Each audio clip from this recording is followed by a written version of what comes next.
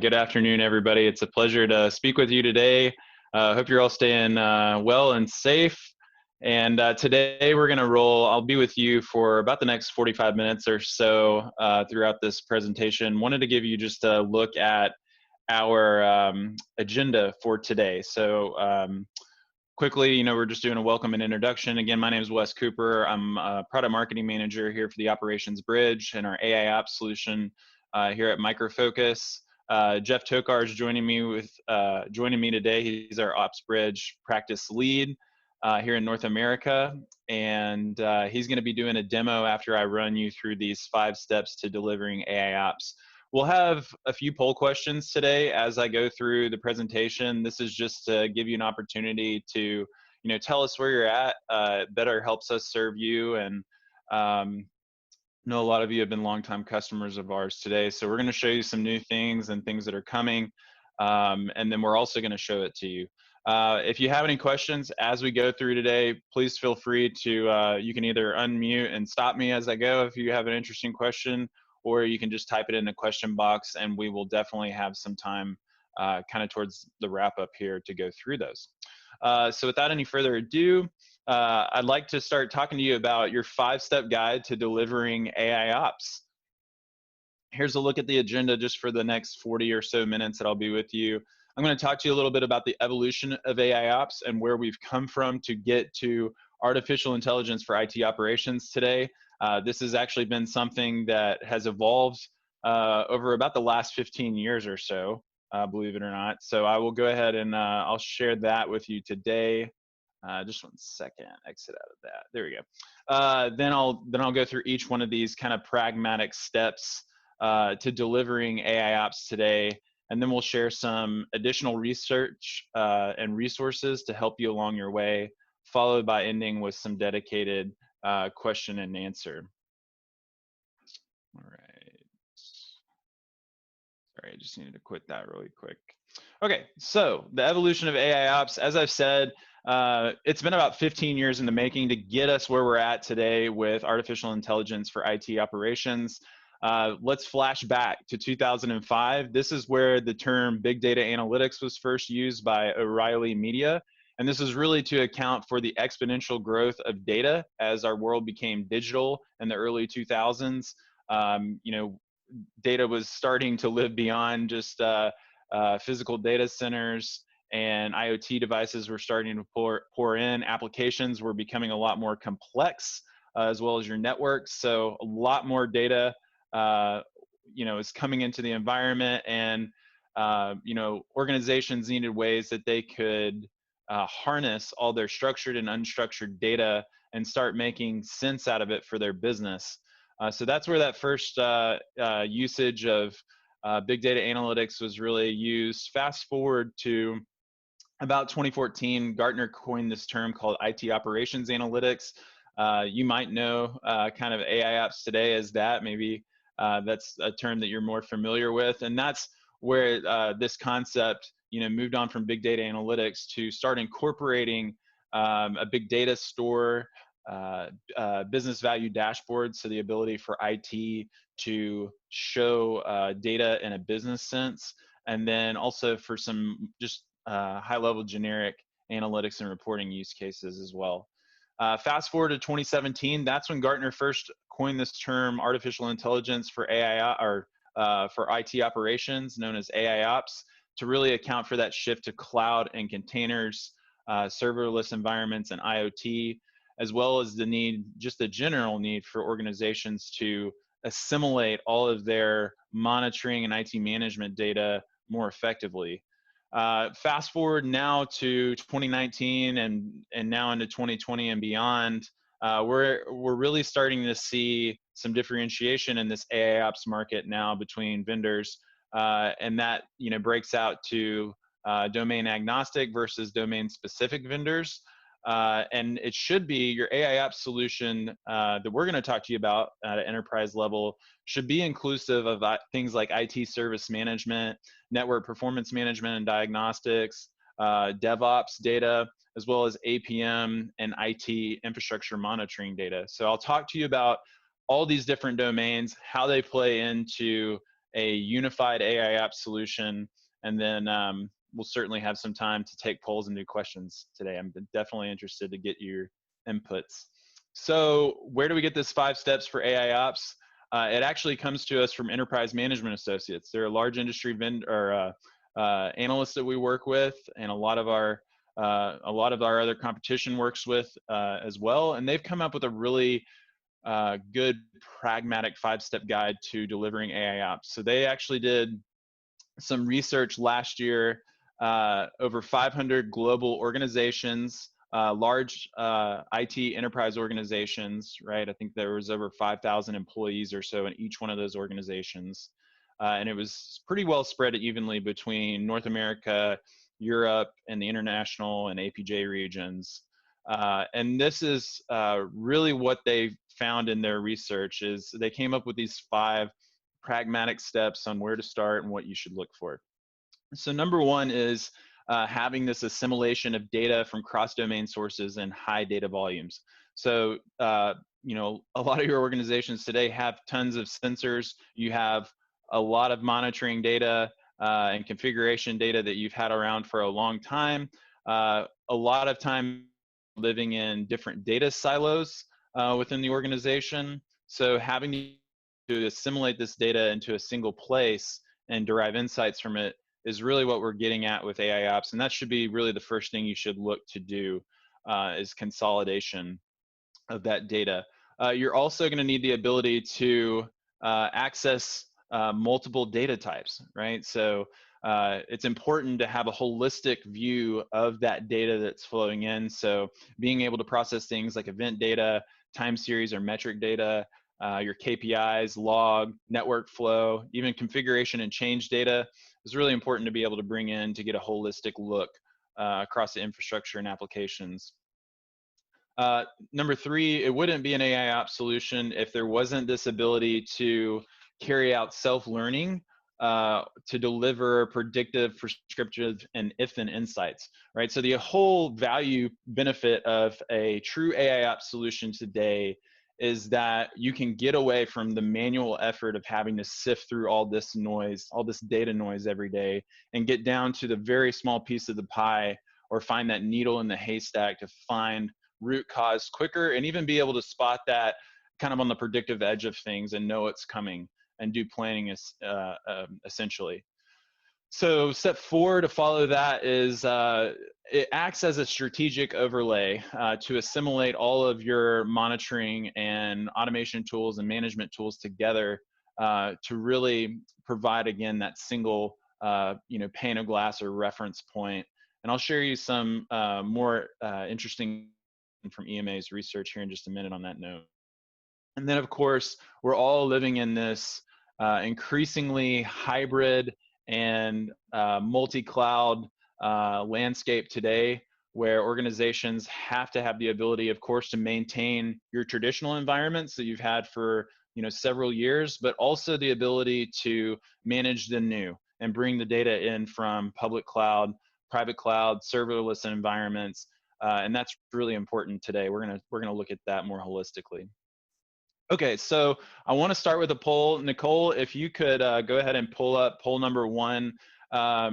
If you could just take a few minutes to answer this, I'll give you a minute or two. It's pretty simple. We just like to understand, hey, you're attending this today. What are you looking for in an AIOps solution? And so you can select multiple answers here, I believe, if you'd like to. But we just like to see, and you in the room will be able to see what your peers are answering here too as soon as we finish up this poll. So go ahead and take a minute, review those, and we'll review those results here in just a minute. Yeah, I'm going to keep it open, Wes, for just another second. Looks like people are still responding. Sure. And I guess, did we go over, everybody knows where to find the poll? I guess it just flashes right in the middle of the screen, right? Yes, if you can't see the poll for some reason, if you want to private message me or message the group, we'll help you. We've got about 16 out of 32, couple more seconds.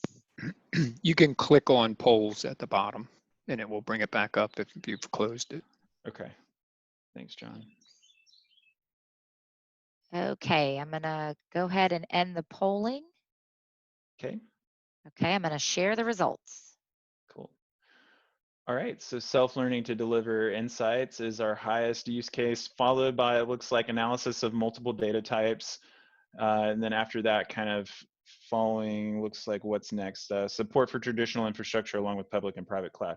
Very cool. Okay, well, thank you very much for the data that you've shared. We'll have a couple of more of these as we go throughout the presentation. Okay, so let's get into these 5 steps of delivering AIOps. So step 1 is monitoring everything, all of these different domains that we're talking about. I've got 4 of them here listed on the screen that I'll kind of go through. Consolidating those events and creating this central data store or a smart data lake, as a lot of people in the industry are calling this. So I told you I'd share some more data with you from EMA's research, and they found on average that IT organizations seek AIOps integrations with 23 monitoring tools or other sources, right? And that number is growing, right? So we know that you have probably plenty of monitoring tools today, and an AIOps solution should be able to work with the monitoring tools that you're using today. I know a lot of you are current customers of ours and use things like OpsBridge or OBM today, or SiteScope or our APM solutions, but we also know that you use other vendors as well, like Dynatrace or SolarWinds or ServiceNow for your service desk. And we can work with you across all of those, but I just want to point out that a true AIOps solution should be able to work with multiple vendors and data sources coming in from different domains, right? So it shouldn't be about ripping out all the monitoring tools today. It should be about how do we complement what's in place? How do we get all of that data consolidated into a single high-performing data lake and drive insights from that? So these are 4 domains that Gartner and specific has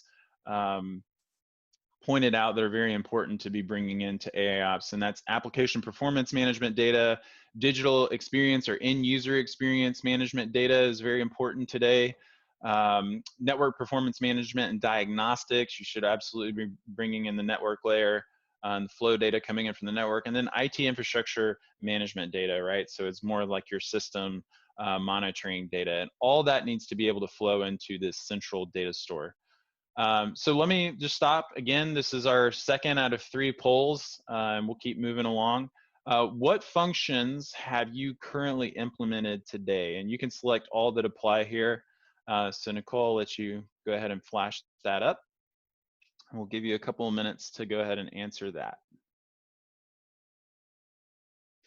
And this really helps. It'll be interesting to see this data because everybody's at a different point in their journey, and that's okay, right? At Micro Focus, we can work with you at whatever step along this journey that you're at, and I'm definitely going to talk to you more about how to know where you're at today as we go.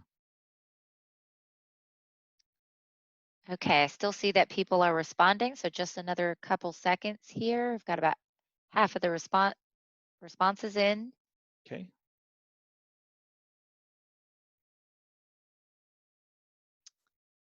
A few more seconds here. Okay, I'm gonna go ahead and end it. Perfect.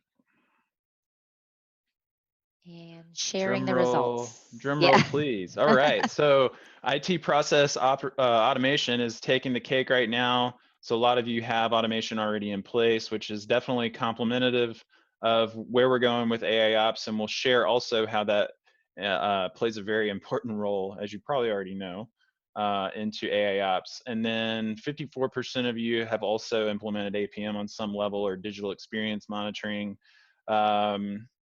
Machine learning and AI is coming next. So very interesting. Okay.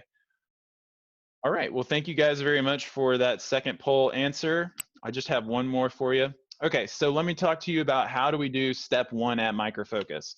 Okay. So from cloud to on-premise, we are able to feed all these different data types like events, metrics, logs, topology, and change data into our collect once, store once data lake. We actually have a release that's coming on Kozo here this month. We're going to have a release coming towards the end of the month is what it's slated for right now for collect once, store once data lake. But essentially, at the top there, you've got this cloud, and it's got a myriad of things, right? Everything from traditional environments, coming from Oracle, you know, your Unix environments. You've got VMware data that's flowing in. You've got cloud data from maybe you're using Microsoft Azure or Amazon, AWS, Google Cloud Platform. This just represents at the top that there's a lot of different types of data that are flowing in. And here's how we do the collection on those at Micro Focus, here in the middle in this purple box. So we do everything from agent-based collection with our OM agent. We have a new lightweight agent, a streaming agent today for cloud that we'll also talk to you a little bit more about. We do agentless monitoring across applications and systems with SiteScope. It's a very lightweight monitor that you can get some metrics in the environment. We can bring that into collect once, store once today. Our APM data from BPM and RUM, we're able to ingest into collect once, store once today, as well as data from Network Node Manager I. We also, I talked about having the support for third parties. We also have a myriad of management packs and ops connectors. So if you're using other tools from other vendors and you want to bring that data into OBM and into Kozo, we have ways to do that collection and forward that on to Kozo. And all of this is built on, at the bottom there, the storage technology is built upon Vertica, which is, if you're not very familiar with Vertica, it's our high-performing columnar database. And businesses like Uber and Facebook are using Vertica every day to do things like ride scheduling at Uber, which is a pretty high data traffic application, as you could imagine, and very dynamic in its changing nature. So that's how we do step one at Micro Focus. Step two is all about aligning technology, people, processes, and clarifying business goals. So this is, AIOps is not just a one magical piece of software that you're going to be able to plug in the environment and it work overnight. Really, to get the most out of this and deploy this effectively, we see that the most success comes from organizations that align these things. And one of the resources that we're going to share with you today after this call is an analyst report from Ovum. And this report is a thought leadership and benchmarking report, is how I like to kind of refer to it. And it's called AIOps Transforming the Role of IT. And this report is really good if you're trying to get an understanding of, okay, here's where exactly are we at today as the market would define AIOps in our organization. And they define 6 different types of organizations in that report and showcase how you can move across each one of those maturity cycles to get to this one that you see on the far right, which is customer-centric, operationally oriented AIOps. And so we're going to share that with you today, but it's very important that as you go, it's a lot of different teams in the organization that are being involved, and I'll show you another slide on that now. So EMA and their research, they also, I told you they conducted research across 500 global organizations, and they found from their respondents here that the top 7 domain stakeholders were these are here at the bottom. And as you can see, these span really the holistic IT organization, right? Everything from software engineering and development to security and compliance, cloud management and SRE teams, as well as the centralized IT teams, database management, network systems, app support. All of these, right, have kind of their hands in the pie and have data that can feed to AIOps. So definitely important to be able to align across all of those. So how do we do that at Micro Focus? So some of you that are in attendance today, I know utilize our business value dashboards, but we provide a lot of different forms of dashboarding at Micro Focus that give different role-based visualization capabilities across the organization so that you can see how your business services are performing in real time, right? So on the left here, we have reports that are available and analysis for operator levels, right? So they can see metrics that are streaming in real time, things like memory, disk utilization, availability, as well as digital experience monitoring data or user data that's flowing in from application transaction monitoring. We also recognize that there is a huge need for the ability for you to have non-IT and executive layer dashboards, so that, you know, as the CIO or the VP of IT operations is in a board meeting, right, that you can effectively tell the business what we need budget for and how we need to plan for these business services in the future. So that's a very important aspect, is the ability to do both. And we're one of, I would say, we stand alone and we're differentiated in our ability to really customize the amount of dashboards and build these two role-based. And we do that based, and we can pull the data into those dashboards, of course, out of that COSO data lake that you see there at the bottom. Step 3 is about introducing a centralized, configuration-free AIOps architecture. Okay, so when I talk about centralized, I'm going to show you 2 slides really quickly. This first one is kind of where we've been. It's a siloed AIOps model, right? So we have all these different monitoring domains, APM, digital experience, network, IT infrastructure, and a lot of these traditionally have been feeding into their own databases, right? Which is then feeding into their own analytics, right? So a lot of you have been doing monitoring in these domains for some time, and that's great. But what we see a lot of organizations do is they start implementing these islands of AI across all these different domains instead of having a centralized data lake concept. And that's really what's different today. So having that ability to get to this centralized AIOps model is very important. Of course, you're not going to rid yourself of those databases, but you need to forward the data into this centralized data lake and then derive insights holistically across that. So when we talk about configuration free, I'm going to talk to you about that here on this slide.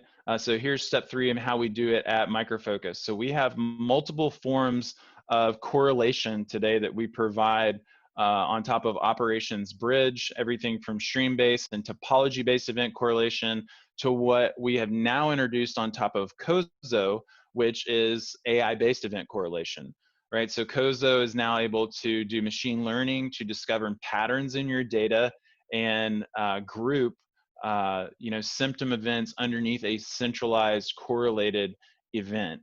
And you can also subscribe to these, and there's actions that you can perform, of course, to help score those effectively over time. But this is straight out of the box on top of COSO today. It's one of the new services that we're providing, and it allows you to get away from all the rules and policy-based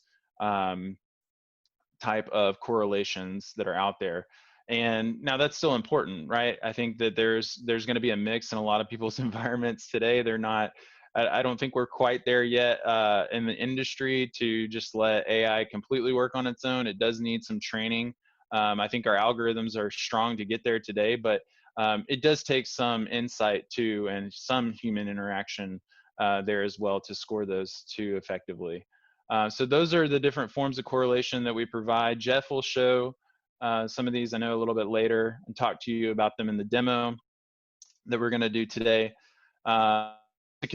Just to continue on step 3 and what configuration-free AIOps is in our solution today, we want to be able to complement your IT operators today to be able to use our analytics without having to go out and hire a data scientist that has to know all these advanced search features and everything else, right? So through our solution today, through all the different forms of collection that we do, we centralize all that data and then provide automatic analytics on top of that data. And this is what it provides to the operator, right? So you're not having to go out and do a ton of search. So here you can see in this interface, there's almost 6 million records of event, log, and metric data that's flowing in here. And our analytics platform has narrowed this down into 30 correlated or significant messages for the operator to be able to look in. So again, that's like in the neighborhood of like 99.8% reduction to the amount of data that's flowing in for an operator to look at, which is pretty significant. Step 4 is, of course, following that up. We saw from your second poll there that IT process automation is something that you've implemented in your organization today, and it plays an important role.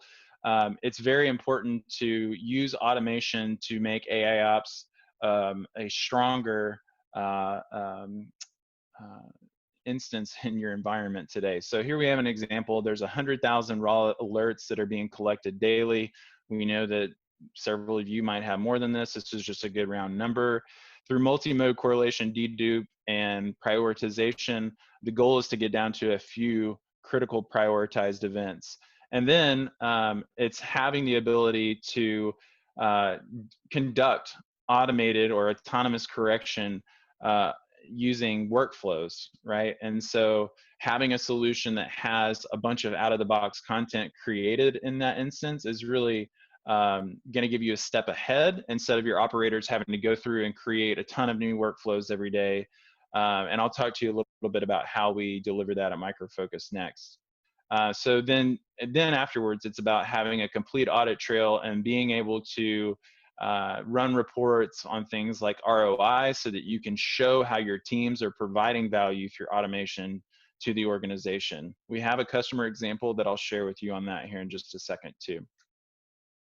So we provide automated remediation at Micro Focus in our AIOps solution. It's based on operations orchestration, which hosts over 8,000 automated workflows out of the box today, and we've got all of those documented out on our ITOM marketplace, as well as our practitioner portal, where you can see what all flows we provide for different types of environments. And also you have a custom designer here. That's what we're looking at, that if you need to create new workflows, you can do that on the fly. So I'm going to share with you now our third poll, and then I'll show a customer example. So Nicole, if we could bring up that third poll, this is our final one of the day. Just would like to get an understanding of what type of automation do you have implemented today. 51% of you said that you've got IT process automation in some form, and there's several different categories here. You can select multiple, of course, as well, if that's the case. So I'll give you a minute to answer that one, and then we'll continue on.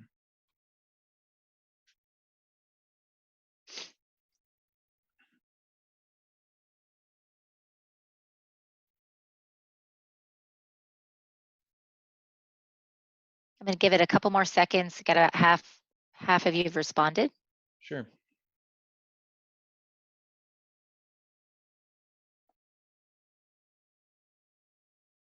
Got a tie going here.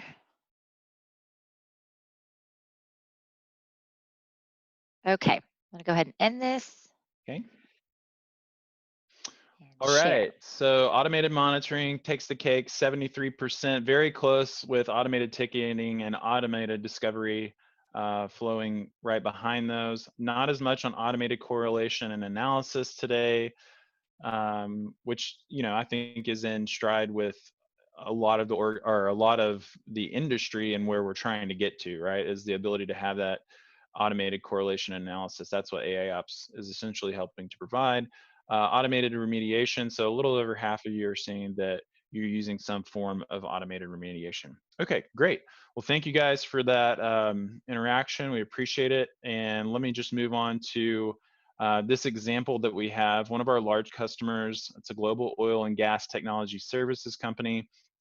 In 2019 alone, using our automation with OO in conjunction with OpsBridge, they saved over $4 million, 107,000 man hours, and automated over 95% of executed actions in their environment, right? So over 95%, meaning on that 1.47 million actions that you see there on the top right, there was only a couple 100K of those that were even touched by humans over the course of the year. Most of those were fixed and diagnosed by bots. So they actually have implemented 9 bots into their environments today that are helping to execute automated workflows and remediation built on top of Ops orchestration and OpsBridge. And this has provided them the ability to have this team in their organization now called an automation center of excellence, right? And this group is now going to different business units and looking for ways that they can continue to expand automation. And it's really revolutionized their IT operations over the last few years. If you're familiar with what's happened in the oil and gas market over the last several years, there's been a significant downturn. So having the ability to automate and find ways to reduce costs and be more efficient has been something top of mind. And I'm sure for a lot of you in your industries, that has been very important as well, as we have been in a kind of a crazy year here with a global virus and pandemic situation going on. So finding ways to automate is very important and top of mind for a lot of people today. And we can continue to help you build on that foundation. It seems like a lot of you already have some form of this involved today, but we can certainly help to build on that. So just a great example of somebody who's done this with our solution recently. And yeah, so just to show you what you can accomplish there. Okay, so step 5, and then I'm gonna be wrapping up and going to some questions. I'd love to hear from you, is the ability to connect AI to automation with machine learning. So I'm gonna show you on this next slide, here's what our solution looks like at Micro Focus, right? So hybrid IT data sources are going to be feeding in through our collection capabilities there at the bottom collect once box. That's all our different forms of collection. That flows into collect once, store once. And we are building consumable services on top of COZO. So I mentioned our automated event correlation, which is going generally available here. It's slated for the end of September. And that's one of the services that we're providing. We have new reporting capabilities that we're introducing on top of COZO as well. And then at the top layer, we have those different forms of visualization and dashboarding that we talked about. And we have the ability today to deliver that in an on-premise method, or we can deliver it in a software as a service deployment model via several of our partners that we have throughout the globe that are helping to deliver those today. So where to start in this journey really depends on where you are. So here's a few questions that you can just ask yourself at a high level to help you get an understanding of, okay, here's where we're at today and here's where we need to go. I would say you would need to look at these questions in conjunction with that OVM report that we're going to share with you. That's a very good way to get a good benchmark at where you're at today. So here's an example journey with Micro Focus. I know there's a lot going on this slide, but we recognize that a lot of you that attended today are current customers, right? And you're using products, you've been using our products for some time, maybe 10, maybe 15 years that you've been using things dating back to even Operations Manager for infrastructure monitoring, or BPMs, or RUM, real user monitoring. Also with Network Node Manager, we know a lot of you use that today. So this is a journey showing how you can get from those point products today into our automated and our integrated and automated section here with OpsBridge Premium and our network operations management products, and then move those into full AIOps with OpsBridge Ultimate and NOM. So that's just a look, a high level 50,000 foot look at the journey. And we can certainly go through, there's incentives for our customers that are already using these products to be able to move into OpsBridge at a fraction of the cost of what a net new customer would buy these at, right? So if you own Ops Manager today or OMI and you're current on your support, you can move one-to-one, a free license exchange at a one-to-one ratio to OpsBridge Premium Edition. That's free of license cost. You can also move for about, I think it's about 25% of the cost to move.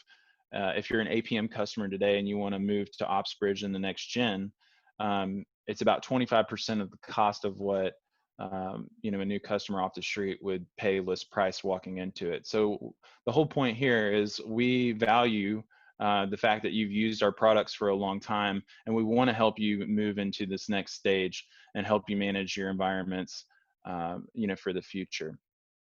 Okay, so here are those additional AIOps resources that I mentioned. We have a lookbook that provides, it's really an area that you can go and binge on a lot of these assets without having to fill out a bunch of marketing forms and all that good stuff. I think we asked for you to fill one small marketing form out, and that gives you access to all of these analyst reports, which are, it's a lot of good access here. We have everything from that Ovum report that I talked to you about is a great benchmark for AIOps. We've got the recent Gartner market guide for IT infrastructure monitoring tools where we're listed as a representative vendor. We have a white paper or a brochure that we've written on Operations Bridge and automated AIOps. We also have a report from Digital Enterprise Journal that talks about the roadmap to becoming a top performing organization in IT ops and what top performing organizations are doing today. Our AIOps website, I'm dropping a link here at the bottom. You'll get a PDF copy of this, so they're clickable links as you'll get this. And with that, I just wanted to showcase our team contact information again. I know that you're probably in stride with your account team already from Micro Focus, and you've probably already got somebody you're working with, but I want to put my contact out there, as well as Sandy and Michael, that if you have any additional questions, you could come back to us through an email, and we'll get that answered for you. Okay, so with that being said, Nicole, I'll leave this up, and we'll see, are there any questions in the room? Yeah, if you have a question, remember to take yourself off mute to ask your question. Just wait a second here while any questions come in.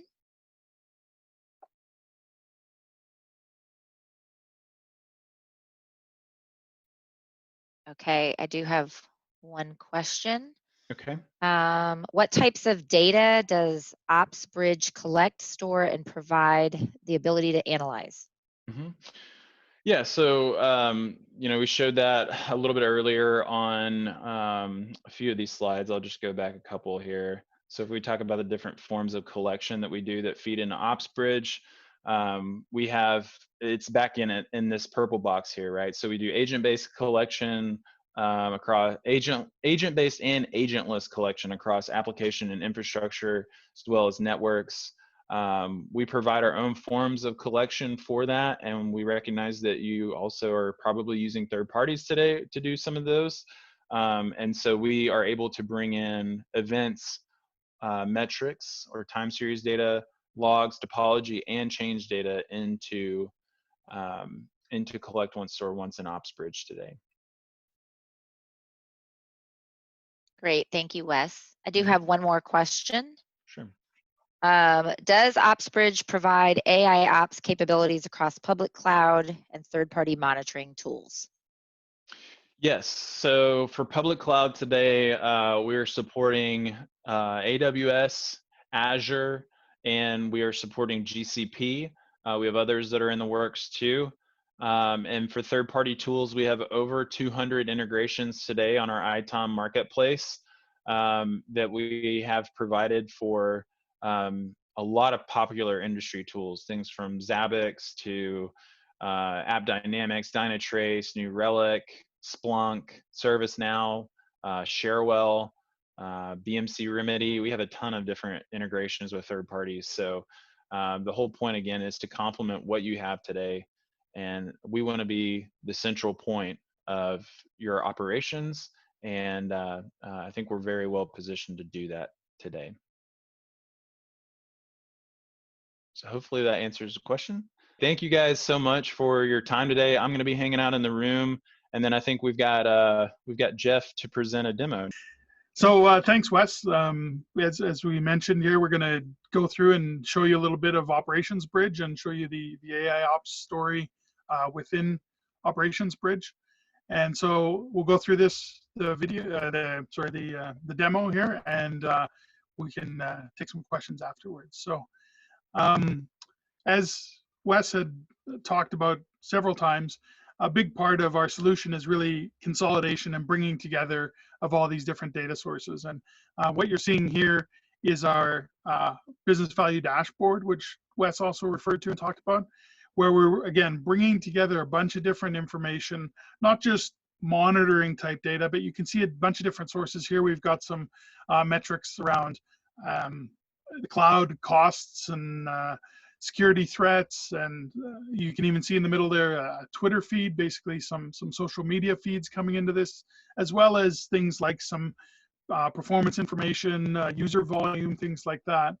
One of the things we notice in this business value dashboard is a couple of our locations here are yellow. We've got some low availability for our online shopping application, so indicating to us that there's some kind of an issue. So again, these business value dashboards can aggregate and bring together a bunch of this data.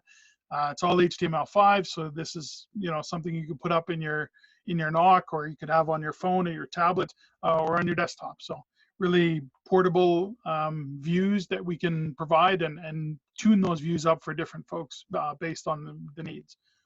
So starting from the business value dashboard, as I said, we've seen some issues here with the online shopping application.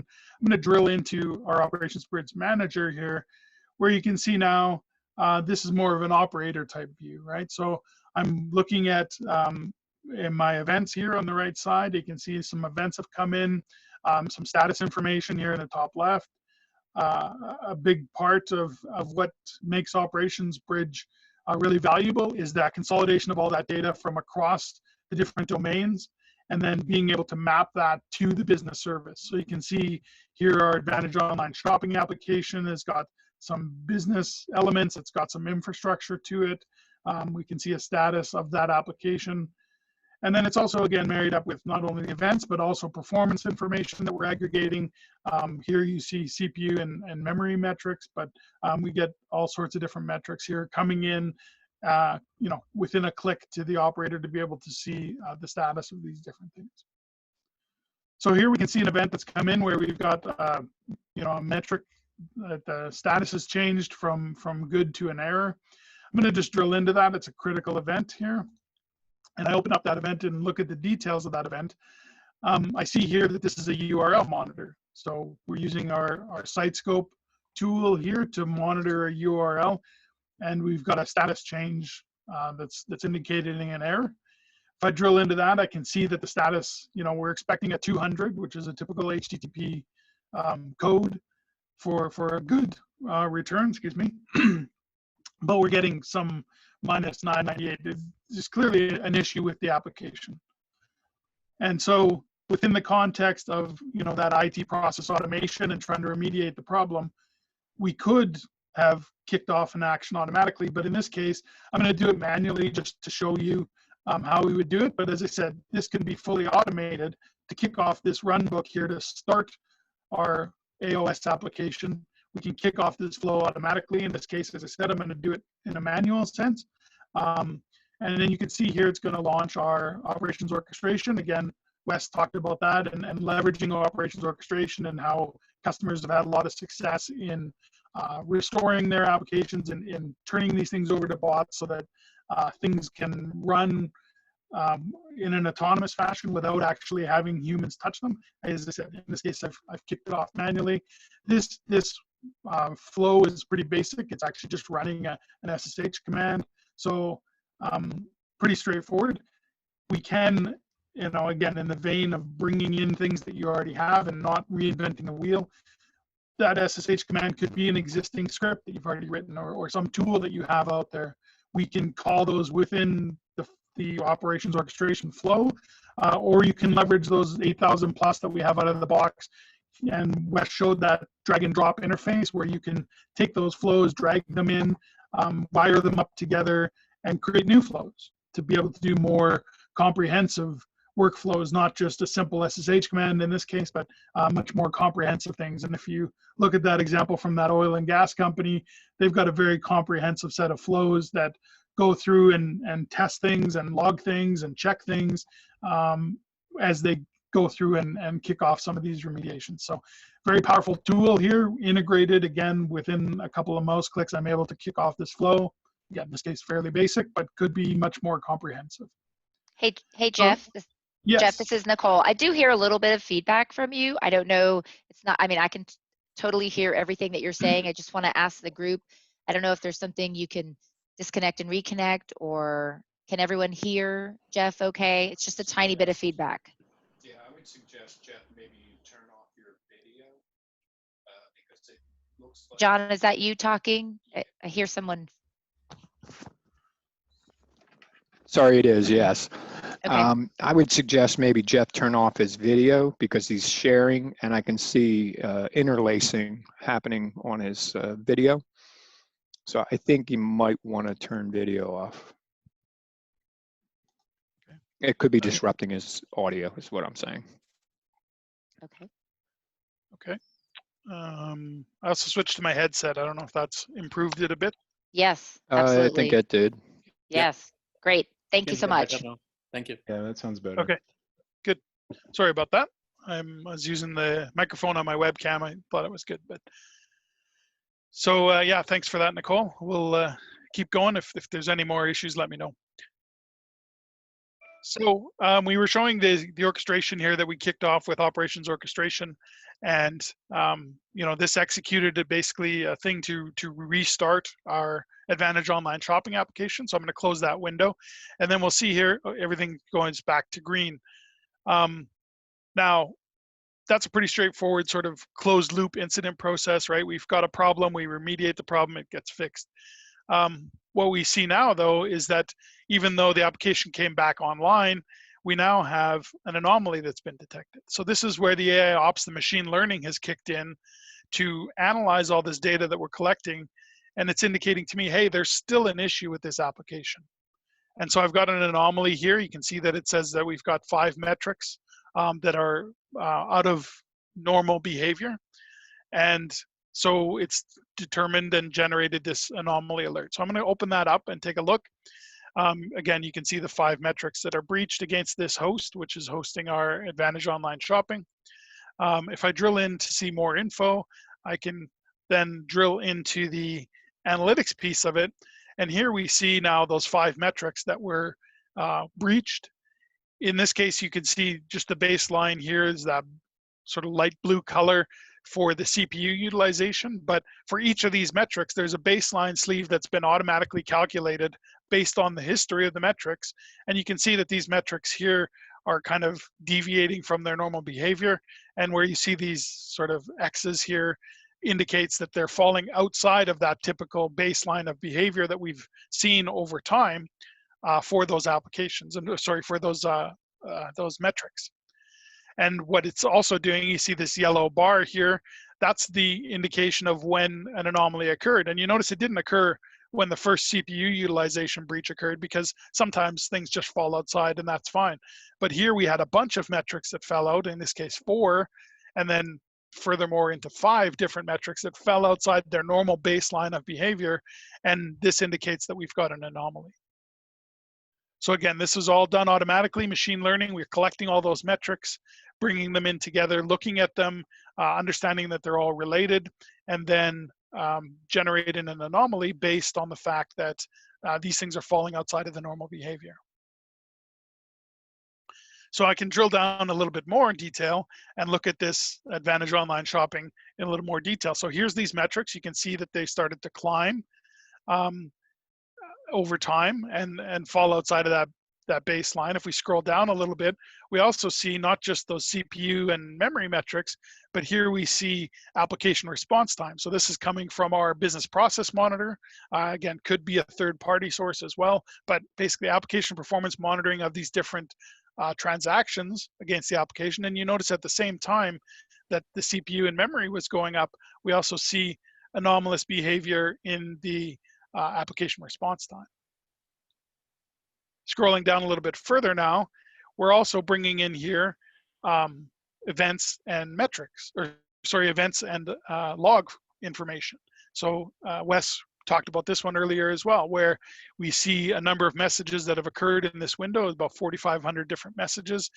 We see that the system, again, no rules or anything built, it's just the machine learning has churned through all those logs, all those events, and identified the 15 most significant messages within that 4,500 messages that are related to this application. And again, those top ones here you see are all around the same time as we had that issue. So again, we're analyzing multiple data sources, we're bringing it all together here, applying that machine learning not just to events and not just to metrics, but to all of this stuff together, understanding that it's all related to this application. And the system has identified for us that there's an anomaly in the first place. And secondly, it's pointed us to things within the logs and within the events that indicate that there's an issue and can hopefully point us in the right direction. So let's look at those 15 messages, see if we can drill in and understand what's causing this problem. So here we're drilled into those 15 top events. And here you see a number of different events. These are all log entries against this application. So here we see, a PG exception deadlock detected. So, being someone who's, a little bit of understanding of this application, how it works, I know that that's the Postgres database and that we've got a deadlock that's occurred. This has identified that as a potential problem. It's flagged it as one of the top messages. So Wes had alluded to earlier as well, training the system, right? We can't just hope that the machine learning gets it right every time. If we add that human factor to it and say, you know what, this is a good correlation you've done, this is a good understanding and a good analysis of the data, we can hit this thumbs up, which everybody's familiar with from common social media platforms. We hit that, and that's going to tell the system that, hey, next time that event occurs, next time you see that message, give it a little bit more weight. Make that one, continue to make that as part of the analysis that you do, make that a bit of a higher priority. Conversely, we also see some events here related to something going on in port 8080, deal of the day. Probably not as important to us. I can actually hit the sort of stop sign or this cross thing here and actually say, you know what, I don't want you to consider those ones going forward. So again, training the system to become better at an analysis of those messages, of those events, and of those log messages to get better over time. So again, here we also see another log message that's coming from Postgres, which says a lot more detail, right? It's giving us the transaction, it's telling us the process ID that's being blocked. We even see here a select statement that's being executed against the database that's actually hanging up, that's being deadlocked. So I'm going to open up that message and get more details, and you can see here there's that message with a lot of great detail for someone to actually go and fix this problem now. So now I have real good detail about exactly what is causing this application to have performance issues and to be in a state where it's anomalous. It's still up and running, but it's not performing as well as it could. Now I've got a good indication of what's causing that issue. So what I'm going to do is I'm going to copy the text from here,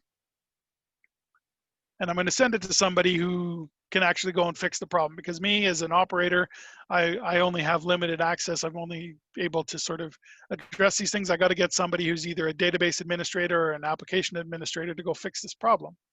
So I'm going to go back into here. I'm going to find this event here that shows that we've got a problem, and I'm going to add an annotation in here with that pasted text that I got.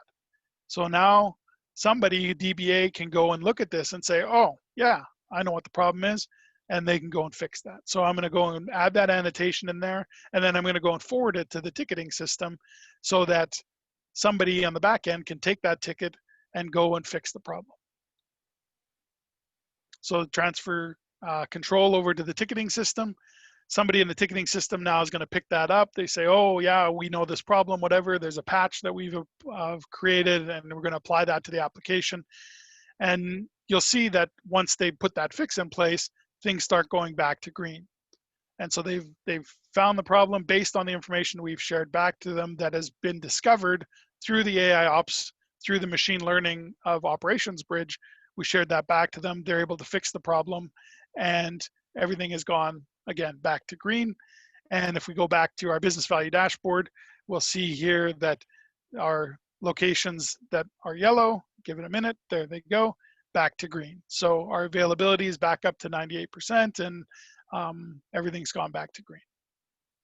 And so everything there is working as it should. We've detected that problem using the machine learning and the AI ops by analyzing all the data. Again, we were looking at the metrics that indicated that there was a performance problem in the first place, found an anomaly, pointed us to it, and then drilling in and looking at the machine learning of the events and of the log messages to actually then point us to exactly where that issue was within the application so we could get it fixed.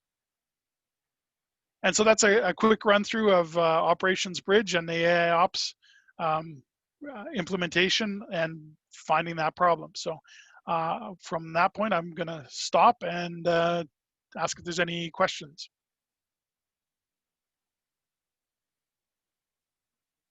Great. Thank you so much, Jeff. Any questions from the group? I'll give it a couple seconds here. Don't be shy. Take yourself off mute if you want to ask live. So Want to put it? Oh, go ahead. I hear a question. With the business value dashboards and everything, the wiring of those specific events and all those different charts and things, how difficult is that to go through and set up? Yeah, great question. Thanks. So basically, John, what we do is this business value dashboard, we leverage Visio. So it's all drag and drop. We put these widgets however you want. You create your visualizations within a Visio type tool, or within Visio. And then you export the graphics, basically the SVG graphics. And then within Business Value Dashboard, you link up those widgets that you added to the data sources. So the data is coming in. That could be either streaming in. So there's like a JSON interface, API interface, where you can just stream in live data.